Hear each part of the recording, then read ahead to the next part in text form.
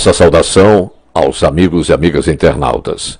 Com muito prazer e com a graça de Deus, estamos iniciando mais um programa A Bíblia Fala.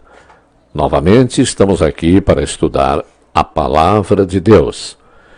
E hoje, mais uma vez, contando com os trabalhos de produção e apresentação da irmã Rosana Petri e nos serviços técnicos de áudio e vídeo, o irmão Aldo Pimentel. Desde já a todos, muito obrigado, na expectativa de que nós possamos, durante esse programa, falar aquilo que seja do vosso proveito espiritual. Irmã Rosana, sua saudação. Saúdo a todos que nos acompanham nesse programa e estamos aqui novamente para estudarmos um pouco da Palavra de Deus e ouvirmos alguns louvores em sua homenagem. Vamos fazer oração pedindo a presença do Espírito Santo conosco. Divino Espírito Santo, rogamos que o Senhor esteja conosco durante esse programa, para que aquilo que aqui transmitirmos seja do proveito espiritual dos nossos amigos e amigas internautas. A eles também, Senhor, dê entendimento para que aquilo que ouvirem seja realmente para o seu crescimento espiritual. Pedimos e agradecemos tudo em nome de nosso Salvador, protetor e intercessor, Jesus Cristo. Amém. E vamos então a um estudo com perguntas cujas respostas encontramos na Bíblia Sagrada. Com quais palavras positivas Cristo predisse sua ressurreição? Nós encontramos no livro de Mateus, capítulo 16, versículo 21, estas palavras. Desde esse tempo começou Jesus Cristo a mostrar a seus discípulos que lhe era necessário seguir para Jerusalém e sofrer muitas coisas dos anciãos, dos principais sacerdotes e dos escribas, ser morto e ressuscitado no terceiro dia.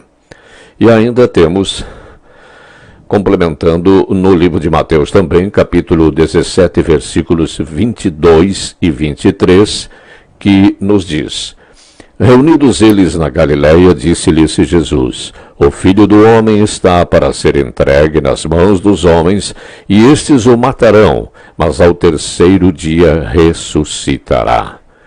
E complementando, no Evangelho de Lucas, capítulo 9, versículo 22, encontramos estas palavras, dizendo: É necessário que o Filho do Homem sofra muitas coisas, seja rejeitado pelos anciãos, pelos principais sacerdotes e pelos escribas, seja morto e no terceiro dia ressuscite. São palavras de Jesus. Que efeito teve sobre os discípulos esta declaração de Jesus depois da sua ressurreição? No Evangelho de João, capítulo 2, versículo 22, Jesus falou e está escrito: Quando, pois, Jesus ressuscitou dentre os mortos, lembraram-se os seus discípulos de que ele dissera isto, e creram na Escritura e na palavra de Jesus. Como os principais sacerdotes e fariseus procuraram impedir o cumprimento das palavras de Cristo acerca de sua ressurreição? Vamos agora ao Evangelho de Mateus, capítulo 27, versículos 62 a 64. No dia seguinte, que é o dia depois da preparação, reuniram-se os principais sacerdotes e os fariseus e dirigiram-se a Pilatos. Disseram-lhe: Senhor, lembramo-nos de que aquele embusteiro, enquanto vivia, disse: Depois de 3 dias ressuscitarei.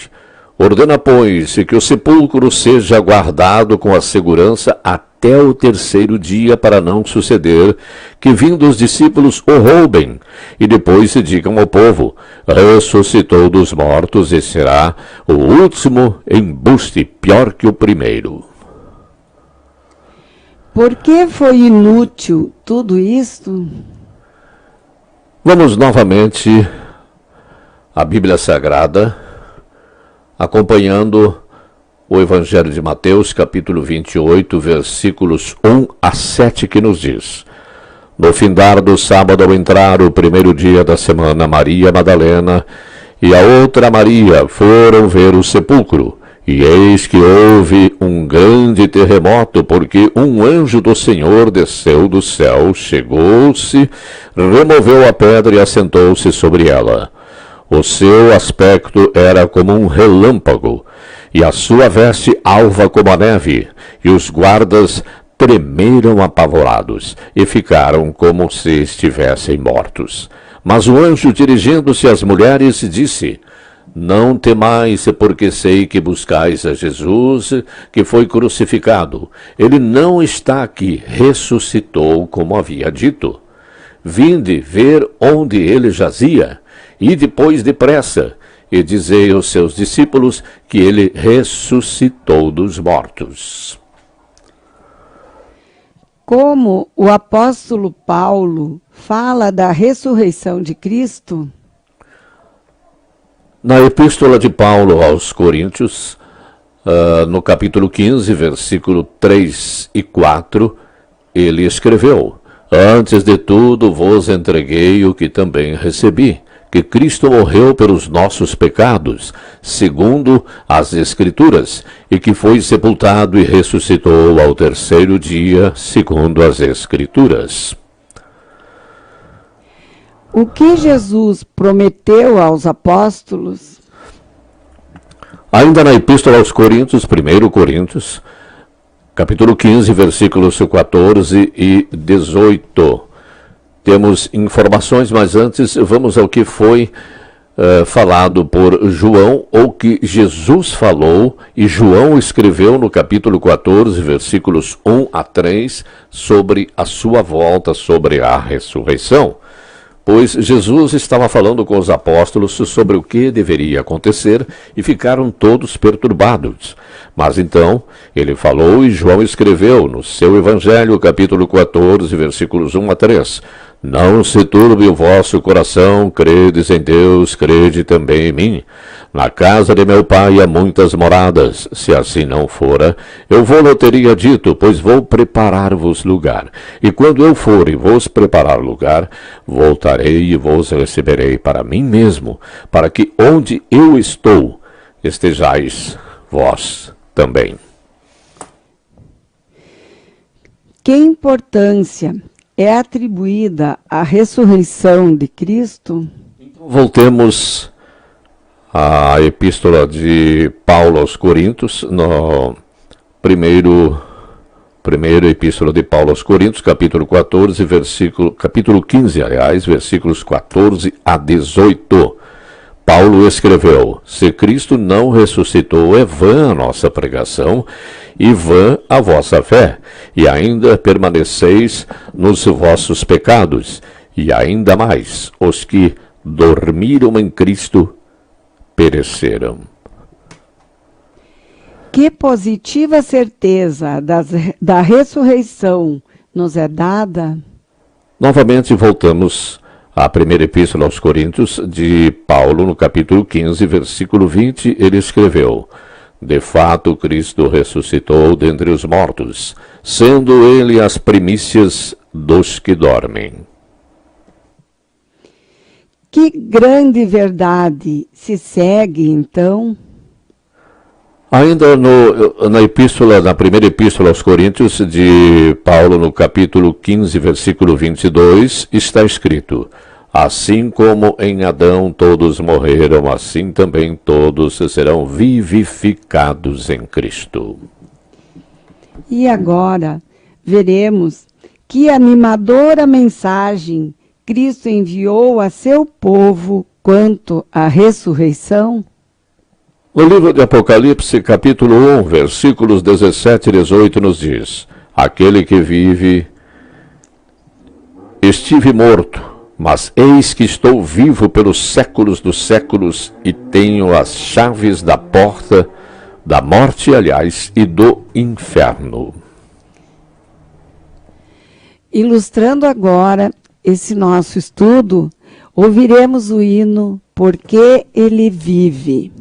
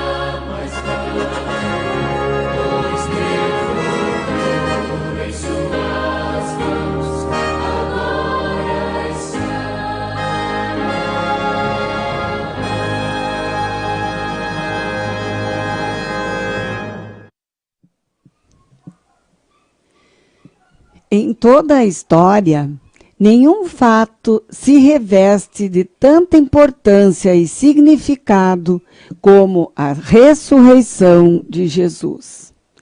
Nenhum outro líder foi capaz de romper a barreira da morte, ressuscitando e permanecendo vivo para sempre.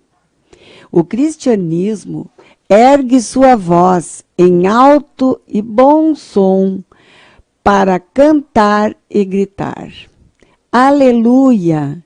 Cristo está vivo. Nos túmulos de grandes líderes há o registro: aqui jaz os restos mortais de fulano de tal, indicando a localização dos seus restos mortais. A respeito da sepultura de Jesus, alguém já disse: não cresceu grama no túmulo de Jesus. Os seus restos mortais permaneceram pouco tempo sobre a pedra fria, pois no primeiro domingo ouviu-se a notícia: ele não está mais, ressuscitou. Jesus sofreu, morreu, mas ressuscitou. Quando as mulheres foram ao sepulcro para embalsamar o túmulo de Jesus, encontraram um anjo sentado sobre o túmulo. Acompanhando o registro evangélico de Mateus, pode-se aprender algumas atitudes quanto ao Cristo vivo. Primeira atitude: crer que Cristo está vivo. As mulheres procuraram Jesus morto, mas ouviram uma notícia de que ele está vivo. E o anjo acrescenta: na Galiléia o vereis. É como vos digo. Isso está escrito no Evangelho de Mateus, capítulo 28, versículo 7. Então, quanto à ressurreição de Cristo, a primeira atitude é crer. O importante é crer que Jesus cumpriu o que havia prometido. Ele está vivo. A cruz vazia é o símbolo do cristianismo, diferente do crucifixo que carrega a imagem de um Cristo morto. A cruz vazia comunica a mensagem: ele não está aqui. Cristo ressuscitou. Os cristãos precisam erguer a voz e com firmeza dizer: eu creio que Cristo está vivo. Segunda atitude, anunciar que Cristo está vivo. Não basta acreditar, é preciso avisar os outros. O anjo recomenda às mulheres: e depois depressa dizei aos seus discípulos que ele ressuscitou dos mortos, conforme nos diz o Evangelho de Mateus, capítulo 28, versículo 7.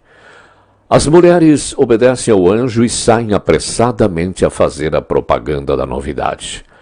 Muita gente ainda não sabe que Jesus já ressuscitou porque os cristãos não estão divulgando corretamente as novidades da ressurreição. Na verdade, precisamos andar mais depressa no anúncio da mensagem transformadora do Cristo vivo. Enquanto damos passos lentos para anunciar a ressurreição, tem gente correndo para falar de reencarnação, ocultismo, esoterismo e outras deturpações que hoje influenciam muita gente. A terceira atitude: adorar o Cristo vivo. Quando as mulheres e os discípulos viram o Cristo vivo, passaram a adorá-lo, conforme está escrito no Evangelho de Mateus, capítulo 28, versículos 9 e 17. Quem se encontra com o Cristo vivo não consegue permanecer inerte. O Cristo vivo merece um culto vivo. Infelizmente, muitas celebrações da igreja parecem celebrar a morte de Cristo. Graças a Deus, porque ele morreu. Mas é possível erguer a voz para cantar, pois ele está vivo. As nossas vidas também precisam ser e ter expressões alegres, humildes, que comunicam a nossa fé no Cristo vivo. E por falar nisto, como tem sido a sua experiência de adoração, morta ou viva? Cristo ressuscitou. A doutrina bíblica da ressurreição traz esperança diante do inimigo mais implacável do ser humano, que é a morte. O salário do pecado é a morte. Se aceitarmos Cristo em nosso coração, teremos a vida eterna. Em 1 João, capítulo 5, versículos 11 e 12, nós encontramos: o testemunho é este, que Deus nos deu a vida eterna, e esta vida está no seu Filho. Aquele que tem o Filho tem a vida. Aquele que não tem o Filho de Deus não tem a vida. Lamentavelmente, desde o princípio, Satanás tentou enganar as pessoas, criando uma resposta alternativa ao problema da morte. A mesma astúcia que empregou para enganar Eva, dizendo: não morrerás, segue sendo sua grande estratégia para enganar as pessoas hoje. A ideia da imortalidade da alma, o conceito da existência consciente depois da morte, a intercessão dos anjos e santos, aliás, e a doutrina do inferno são exemplos desta postura. É igualmente enganosa a crença no inferno com seu sofrimento eterno. Deus disse que o pecado resulta em morte. Isso não dá lugar para a ideia do tormento eterno. Porém, a maior parte dos cristãos aceitou essa crença. Essa doutrina se destina a desfigurar o caráter de Deus. Como um Deus de amor pode torturar pelos séculos sem fim um pecador nas chamas do inferno? Nossa doutrina, que rechaça a imortalidade do ser, da alma, incorpora todas as crenças no contexto do grande conflito. Isso quer dizer que Deus é nosso Criador e que a desobediência é a causa de todos os nossos sofrimentos. Também proclama que, como Deus de amor, embora rechace o pecado, manifesta sua graça e misericórdia para com o pecador. A realidade de um Salvador amoroso que está perto de voltar e que, devido à sua ressurreição, chamará seus filhos para uma nova vida, é oportuna em meio à insegurança e temor que predomina no mundo em que vivemos. Deus é o único que é imortal. Concederá vida eterna a seus remidos. Até aquele dia, a morte é um estado inconsciente para todas as pessoas. Ao fazer referência à morte, a Bíblia a compara a um sono. Quando uma pessoa está dormindo, ela não tem ideia do que acontece ao seu redor. Nenhuma parte sua pode se desprender e desfrutar certa forma de existência separada do corpo. Embora os que estejam dormindo não sabem e nem sentem nada, chegará o momento em que despertarão para a vida. Quando o relógio celestial soar a trombeta de Deus, semelhante a um alarme, os que estão sob o efeito do sono da morte serão despertados. Quando Cristo, que é a nossa vida, se manifestar, os justos ressuscitados e os justos vivos serão glorificados e arrebatados para o encontro do Senhor e receberão o dom da imortalidade. A segunda ressurreição, a ressurreição dos ímpios, ocorrerá 1000 anos mais tarde. Hoje você pode tomar 2 decisões. A primeira é entregar o seu coração àquele que levantará dos mortos todos os seus filhos e viver com essa esperança como seu horizonte. A segunda é compartilhar da esperança daqueles que somente têm a morte e a desesperança como horizonte. A segunda é compartilhar da esperança daqueles que somente têm, a segunda é compartilhar da esperança daqueles que somente têm a morte e a desesperança como horizonte. Sim, Deus tem a solução para o problema da morte. As pessoas podem descobrir como se relacionarem com aquele que é o caminho, a verdade e a vida. Ouviremos agora um louvor intitulado Verei Jesus.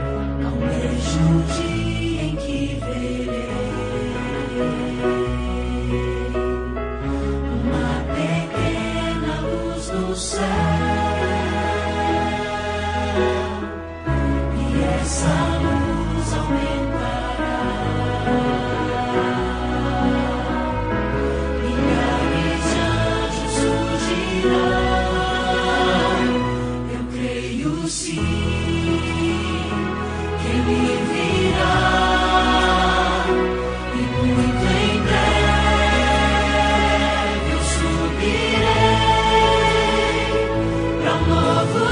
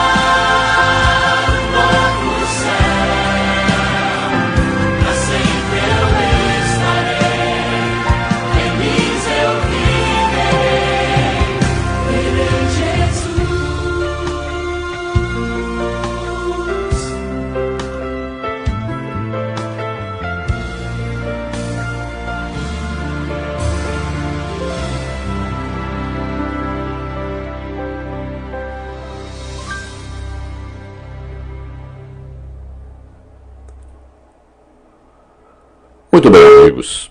Esperamos que tudo o que aqui nós falamos e divulgamos tenha sido do proveito espiritual dos nossos amigos e amigas internautas. Antes de fazer o encerramento do nosso programa Bíblia Fala de hoje, gostaria que a irmã Rosana fizesse a oração final. Bondoso Pai Celestial, agradecemos por mais esta oportunidade de estudarmos a Sua Palavra e pedimos para que o Espírito Santo nos ilumine, nos mostrando sempre o caminho da verdade e nos dê forças para segui-lo, para que quando Jesus voltar, estejamos preparados para sermos glorificados e levados para o seu encontro. Isto pedimos e agradecemos em nome de seu amado Filho Jesus. Amém. Muito bem, amigos. Chegando ao final de mais um programa Bíblia Fala, somos gratos ao nosso bom Deus por mais esta oportunidade de estar aqui pregando a sua palavra. Deixamos um grande abraço para todos, a irmã Rosana como produtora e apresentadora, o irmão Aldo Pimentel nos trabalhos técnicos de áudio e vídeo. Nosso grande abraço e ficamos todos com o nosso bom Deus.